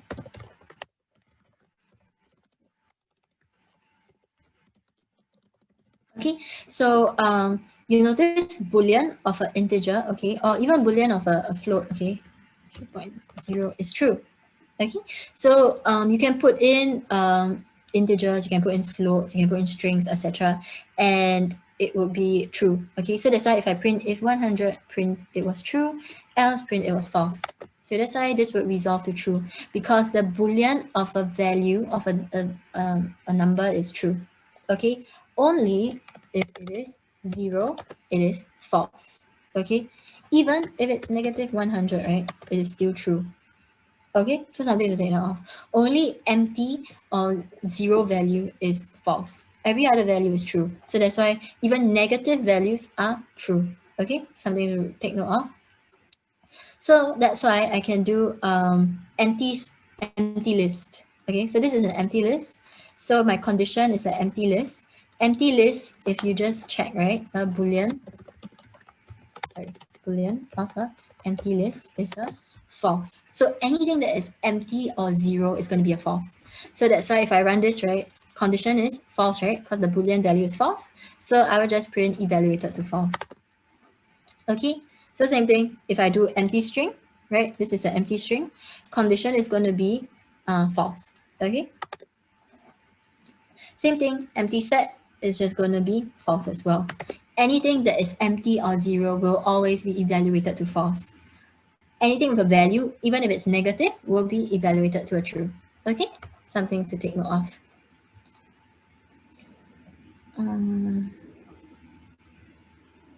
Yeah. Sorry, what if I put workday equals to true, right? Sorry, I missed this question. So yeah, if you put workday equals to true, it will then be evaluated to true. Okay, so basically you can change it. It's really up to you to change your conditions. Okay, so I can even put workday equals to 100, right? And you know 100 is going to be true, right? Because as mentioned just now, boolean of anything with a value is true. Okay, only if I put 0, this will be a false. Okay, so really you can change the values to any, you can change the variables to any value you want. Okay, so typically, right, all these if else conditions, maybe to give you like a kind of like a more intuitive example, right? So you can, let's say you're analyzing let's say you're looking at a marketing use case, for example, and you're analyzing the profiles of different people. So you can say, oh, if so let's say you have a gender. Okay, you can have an age equals to 25. What else can you have? You can have let's say email.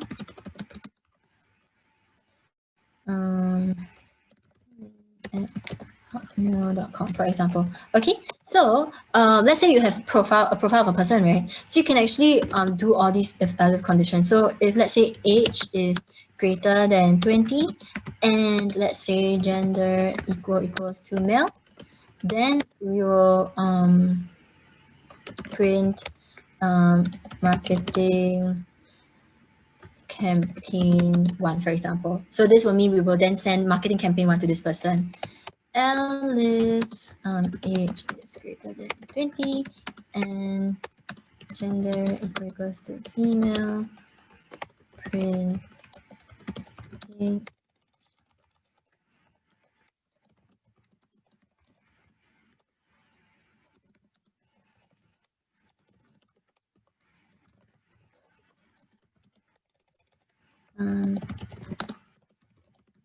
Okay, so something like that. So it doesn't have to be a print, like it could actually be execute something. You can actually send an email, send an SMS, or give a certain discount value, maybe give discount 25% or give a discount of 50%, etc. All these kind of thing, right? So that's why you can have all these conditions. Okay, so you can see, oh, if the age is greater than 20 and gender is male, we will then do this. And if the age is greater than 20, gender is this, we will then do this, else do this. Okay, so your else is really to catch everything else. Okay, you can also do elif, let's say hotmail in email in campaign for example. Okay, so what's happening here, right, is I'm checking if something exists in my email. So maybe all the Hotmail users, I want to send them a specific email. Okay, then if they are like Gmail users, I'll send them another email, something like that. Or it can be addressed also. So if the person stays in, for example, in Singapore, like if the country is Singapore, we will then send them maybe a certain, we'll send them campaign A, sorry. And then if the person is in maybe another country, maybe Malaysia, we'll then send them another marketing campaign. Okay, because you target different profiles based on, you target different users based on their profile, right, for example. So that's why these are just some other examples, more like intuitive examples that you can have, how you actually use your data to do all your different scripting. Okay, so it doesn't just have to be like all these like weather, workday, true, false kind of thing. Okay, so you can actually do actual comparisons of your data and then based on that do A, B, C, or D. Okay, so if I just run this, so if this is for greater than 20 and gender, this is false, right? Because this is false. Oh, sorry. Yeah, so I can do gender dot lower. Yeah, so for example here, right, you see that my gender is already a different casing, right? So that's why if I do this, then you see that this is marketing campaign 2 because the gender is female here. Okay, even though it's different. Okay, so even email, good practice to do dot lower lah. Okay, so yeah, so it's really up to you how you want to arrange all your different conditions. Okay, whenever you're doing your if, elif, else. Okay, so these are just conditions. In Python, we don't have to declare data types? Yeah, correct. So in Python, right, the good thing about Python is that you don't have to declare your data types, unlike Java. So because of, if you recall in the slides, we talked about Python being very dynamic, right? Dynamic semantics, the data type can change across your code. So for example, right, X was a integer, right? I can change X to be a,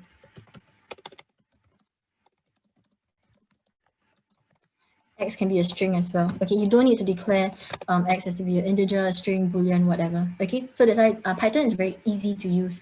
It's not very strict in your programming. Okay, you don't have to declare, oh, integer X equals 10, for example.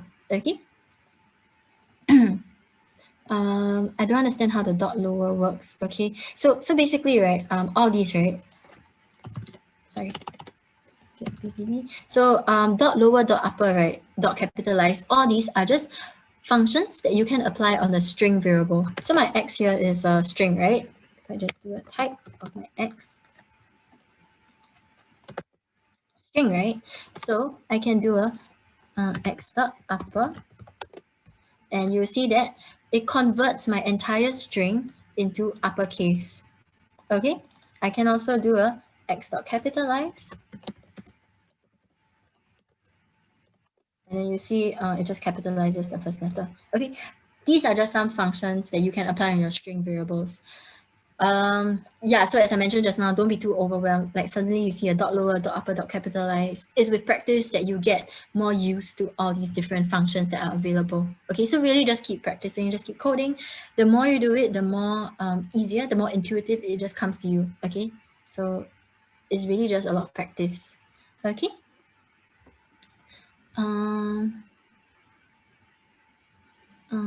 Sorry. Then how does it affect the elif and else? Okay. So question, how does it affect the elif and else, right? I'm assuming you're talking about the dot lower, dot upper, right? So how it affects this, right? Okay, so you notice here my female is a capital F, right?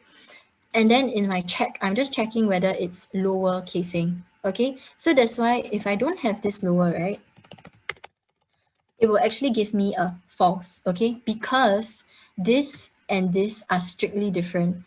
Capital letter FEMALE and lowercase FEMALE are different. Okay, so you can just check.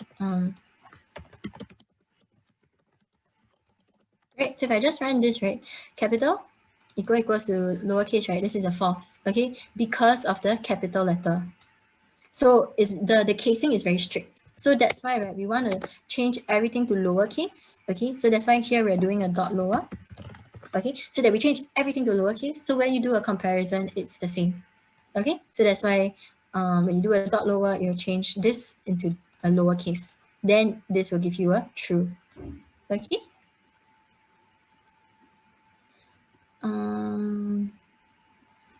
Yeah.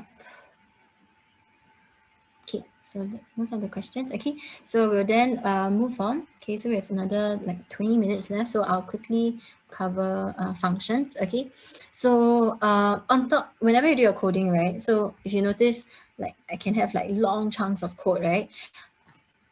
A good practice is actually to modularize your code, meaning to create functions, okay, so that you can actually repeat this entire piece of code over and over again. Okay, so for example, right, for example, let me think.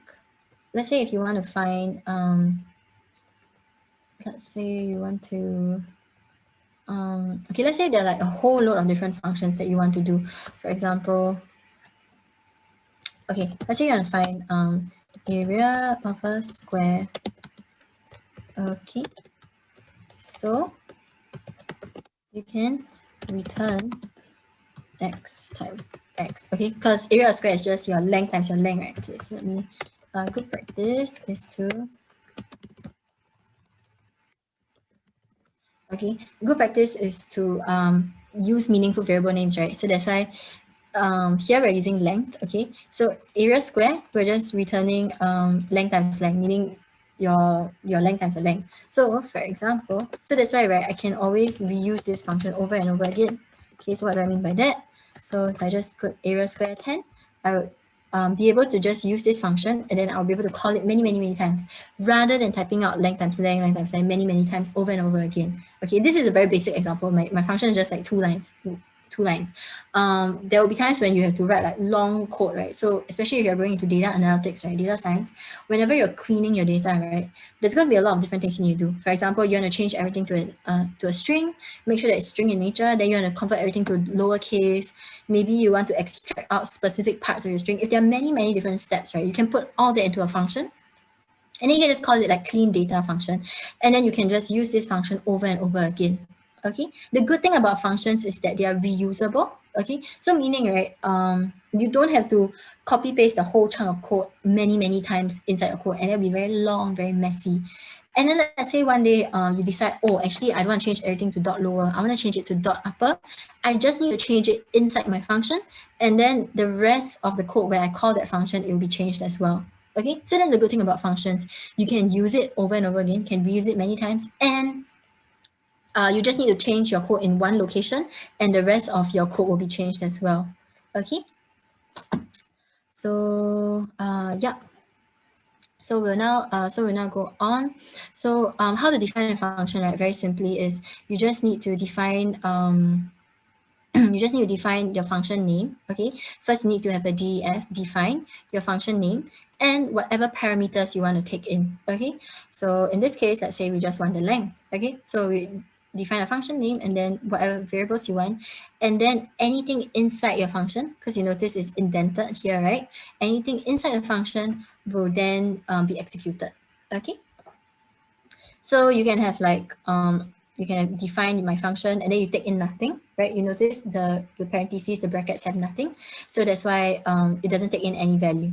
And then a pass just means do nothing. Okay, so if I just run this, if I just run my function, right, give me nothing lah. You'll just return nothing. Okay, but I don't get an error lah because this function has been defined here. Okay, so I just get nothing in return. Okay, then I can also do my function. I can print hello. Okay, so when I run this, I don't print anything. But if I call my function again,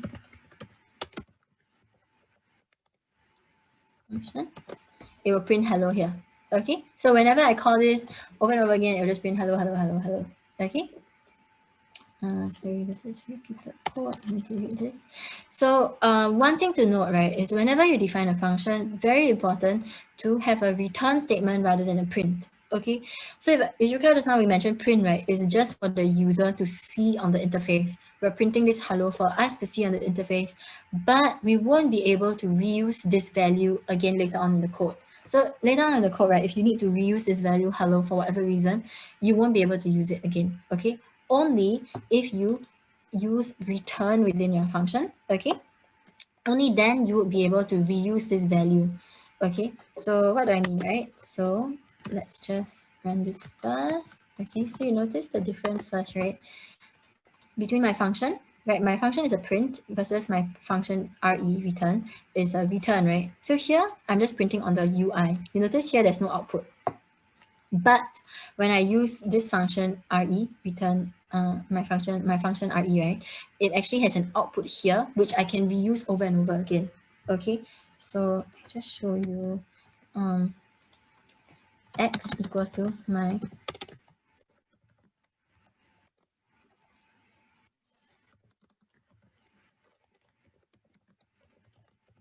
okay. So you notice the difference first, right? Here it prints out hello already. Here it doesn't print out anything. But if I call x again, I get nothing, right? I have no output. If I call y, I can output here. I can do anything to the y. I can do a y dot lower, I can do a y dot upper, y dot capitalize, etc. I can manipulate this variable. But if I just do a print, I won't be able to do anything. Do a dot lower, give me an error, okay? Because this x is just a function that printed something for us to see. It did not actually return any output for us to use again, okay? So that's the difference between a print statement and a return statement. So very, very important, always whenever you're writing a function to use a return statement, okay? Whenever you do a dot print, it won't store this output for you to use again, okay? So this is one of the common mistakes that as someone who just starts programming, right, you may tend to prefer to use print, but always remember for functions, use return, okay? And this is the reason why, okay? So for functions, as mentioned, you can take in variables, right? So if I define my function greet re as hello and a name, right? So if I run this, so if I do a greet re, let's say I put my name, Shumin. So you will then see that my function returns hello Shumin, okay? Because I put in the name here. So I can put anything, I can put like John, let's say hello John, etc. etc. Okay? But if I don't put anything, it gives me an error, right? Because my function expects an argument here. Okay, it's expecting the user to put in a value inside my function. So that's why it said that it's missing one required positional argument, which is the name. So it's important for me to put in this string value here. If you want to prevent these errors from occurring, you can put in something called default values. So what do I mean by that? So you can put in name equals to, for example, 123. Okay, so once I put this in, right? Okay, so once I put this in, sorry. Okay, so if I just do a greet re, I don't get an error. Okay, instead I get the default value here. Okay, but if I put a name inside, right, it would change to that name. Okay, so that's the good thing about having default values inside. So once you have a default value inside, it just means that even if the user didn't input any value, we will just take the default value, which is in this case 123.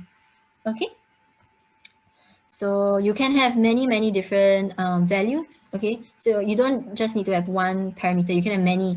So let's say you want to have a greet and a name, right? So if you just run this, you see that the greeting is welcome and the name is Shumin. Okay, but if you don't put in any value, you can also get a default value, which is just hello John.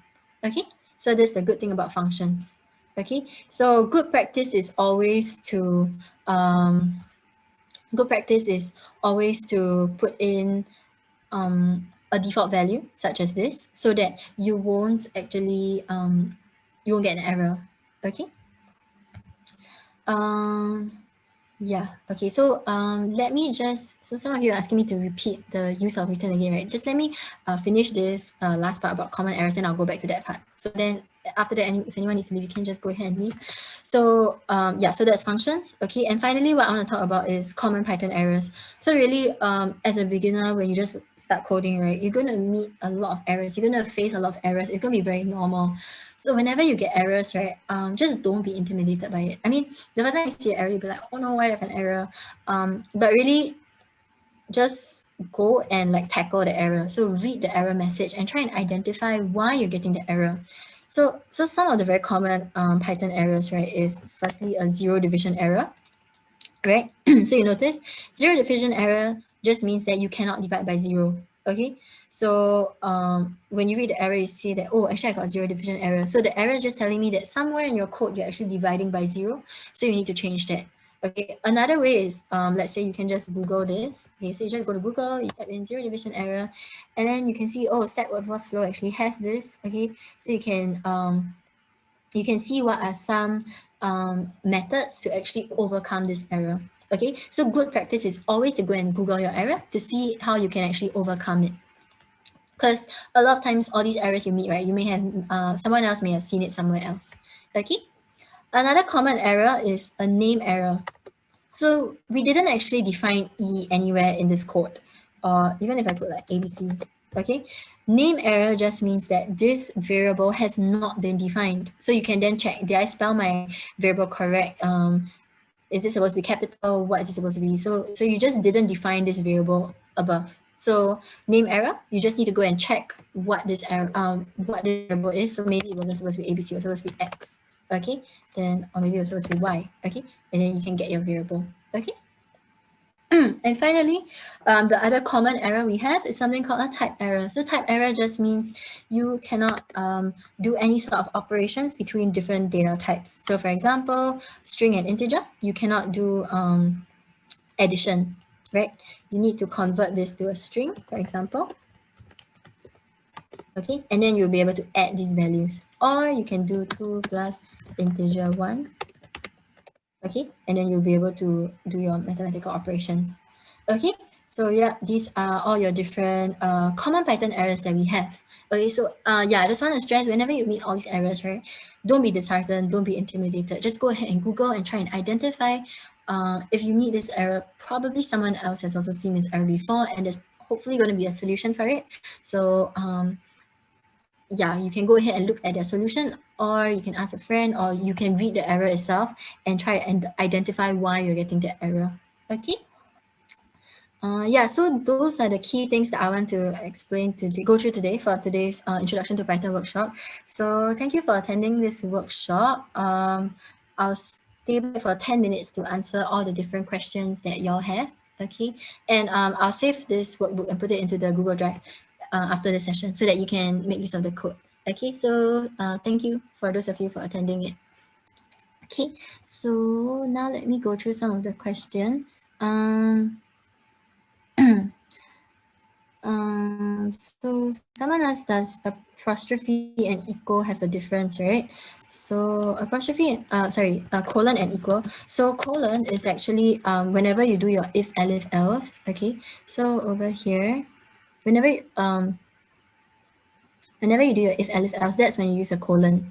Okay, equal is to assign values, and then equal is to check whether or not something is equal to something else. Okay, so that's the difference. Colon is for indentation. So anything after the colon is going to be part of that block of code. Okay, equal is to assign data into a variable name. Equal is to check the value. Okay, so that's the difference. And then a lot of you are asking the return and print, right? Okay, so let me just quickly go through return and print. So the difference between return and print, right? So here, where is it? Here, okay. So I have my function print hello and my other function re return hello, right? So if x here, right, this is the one that just prints.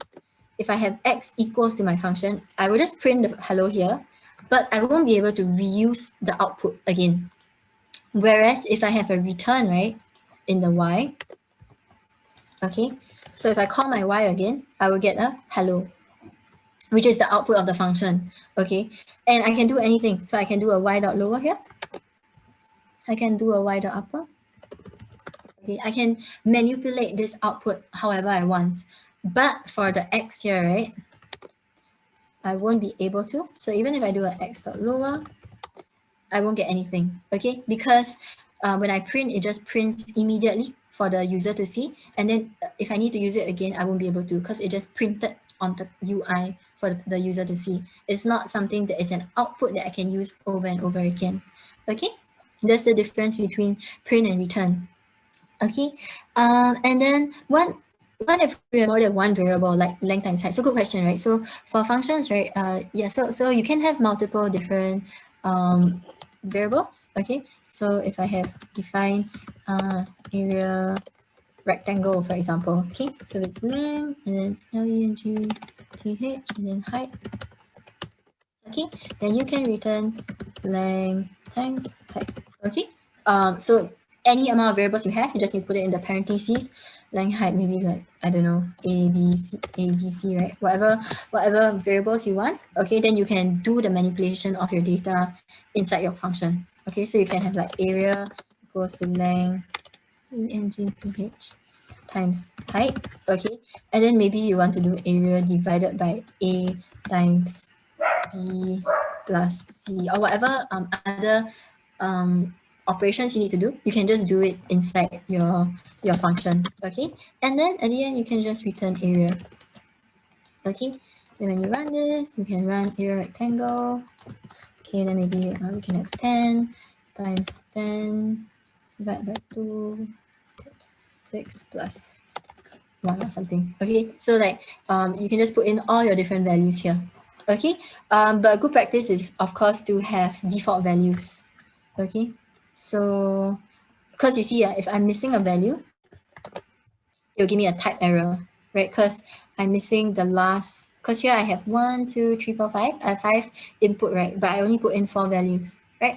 So that's why it gives me an error because I'm missing the C. So it's good if I have a default equals to 1, equals to 1, equals to 1, for example. Maybe this is 1, everything equals to 1. Okay, so when I have this instead, everything equals to 1, I will then see that even if I miss out a value, right, it's okay because I have all these default values here. Okay, what is the default parameter that we should be using? What's the default value we should be using for this parameter? Okay, so yeah, good to put in default values. Okay, when do we need parameters? Having parameters and declaring. When do we need parameters? Having parameters and declaring inside function is different. Yeah, so all these, okay, so for functions, right, you need all these parameters when you want the user to put in these values, when these values are going to be changing over the time. So for example, area rectangle, right? You want to find area rectangle, you can have different parameters for different rectangles. So that's why you can have a length times a height. But if you know, for example, your rectangle is always going to have a length of 100, okay, for example, you can then just put in immediately 100 times height. Okay, because you know, for example, all your rectangles are 100 cm in height, in length, sorry. So then you can just put in this value. But of course, if there comes a day when something changes, right, then you will need to change your code. So that's why good practice is always to put everything as a parameter, and then you can put in the default values. So you can have like length equals 100. Okay, then just put it here instead. Okay, so that if there comes a day where it changes, you can change it. You can just key in the change in your function, and then you don't need to go and change your code. Okay, so yeah.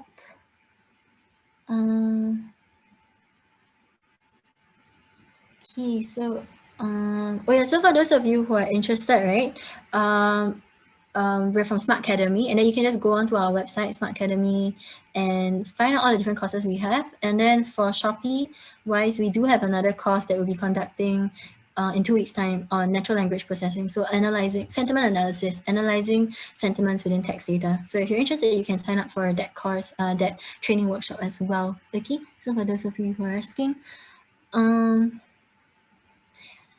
hi, is it possible to have list as input to a function? Yeah, of course. So you can have any input to your function as you require. So for example, if you want a list, right? So define loop list. Okay, and I put a list here. Sorry, my list variable. Okay, so what I want to do in the list, maybe I want to for I in list variable. Print. Okay, let's say I just print I first, okay, so that you can see, then return sum of the list. Okay, so What I'm doing in this function is I'm looping through a list, okay? 1, 2, 3, 4, 5, 6, 7. Okay, so I'm looping through a list, right? And then I'm printing here, right? So you see I'm printing every single element in the list. And then at the end, I return the sum of the entire list. So you see the sum is 21, okay? So you can, whatever variable you put in, right? I mean, you can really request for any input into your variable as long as the rest of your function makes sense. Okay, so for example, if I do this, right? If I put in a 1, okay, this will give me a type error because what I'm doing in this function, right, is I'm actually expecting it as a list or something that I can iterate through. Okay, so if I put in a number instead, I'll get error. But if I put a list 1, you see, I'll get a proper output. Okay, so your function really, you need to know what is the expected input and then work with that. Okay, so you can really put anything. You can put in a list, dictionary, set, tuple, anything you want. Okay. um, so when passing values to a function, what do I need to do if I want to use the default value for a parameter but not the other? For example, default length but different height. Okay, good question. So typically, right, when you have default values, you will put them at the end of a function. Okay, so what do I mean? So for example, this greet v, right? Um, for example, okay, so if I do this, right? If I remove the default value, so my default is the greet, right? Hello, the name I expect them to put in, right? If I run this, I will get an error, okay? Because I always need to put the default variables at the end, okay? So if I have this instead, okay, and then I delete this, okay, this will work, okay? So default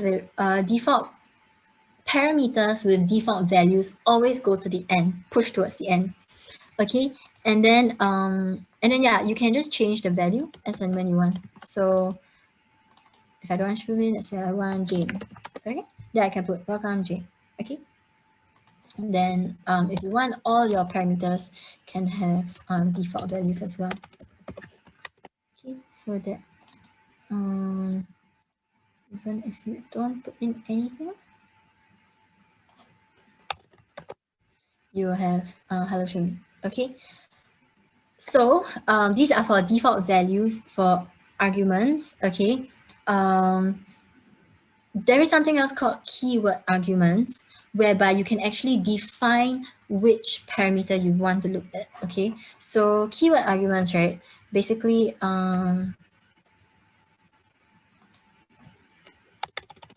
keyword arguments would look like that. Remember right now, so I don't use it very often, but if I'm not wrong, it should look like that. So keyword arguments, right? Basically, you can have, okay, let's say, greeting, sorry, name, greet equals. Okay. So if I run this,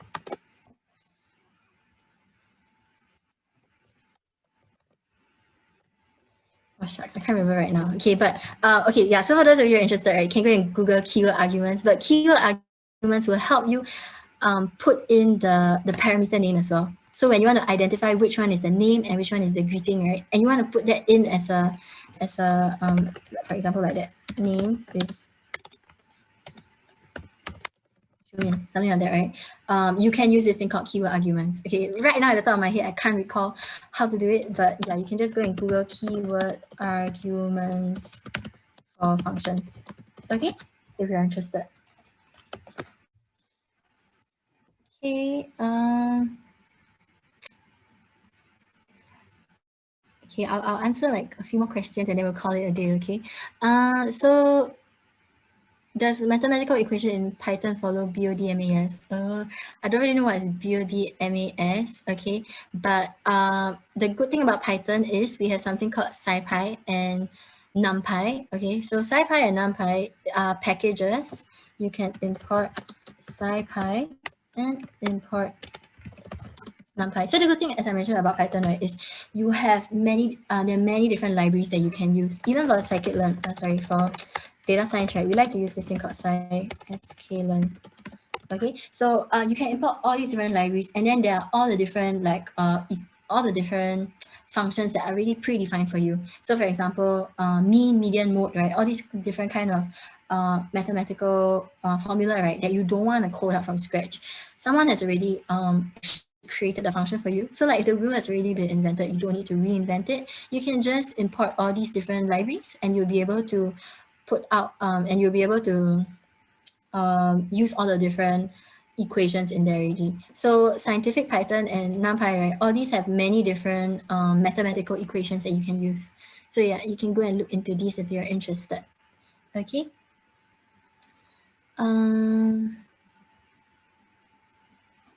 Okay, let me answer one more question and then we'll call it a day. For those of you who have dying questions, right, you can reach out to us, to me, through LinkedIn as well. Okay, and then you can, and then if you have any dying questions that you want to ask me, you can ask me through there as well. Okay, let me see. Any more questions I missed out?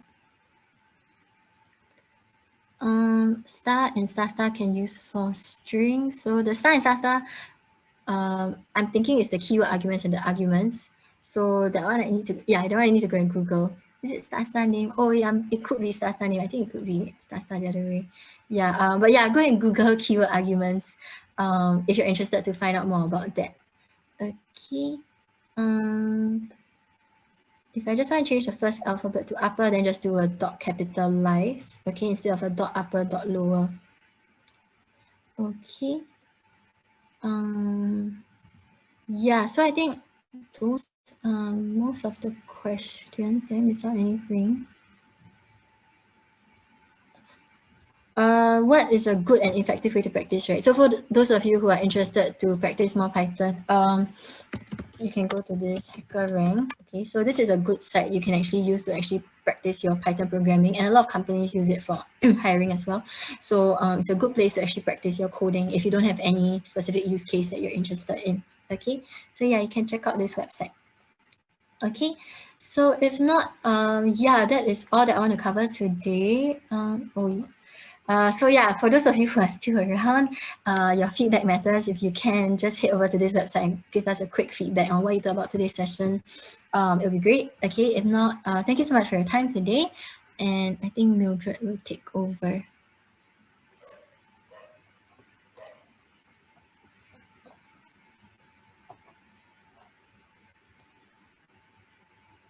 Unfortunately, I don't think this workshop was recorded.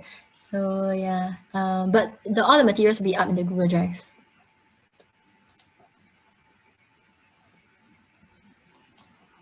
Okay, so yeah, I'm gonna, yeah, so I think Mildred can take over from here. Thank you.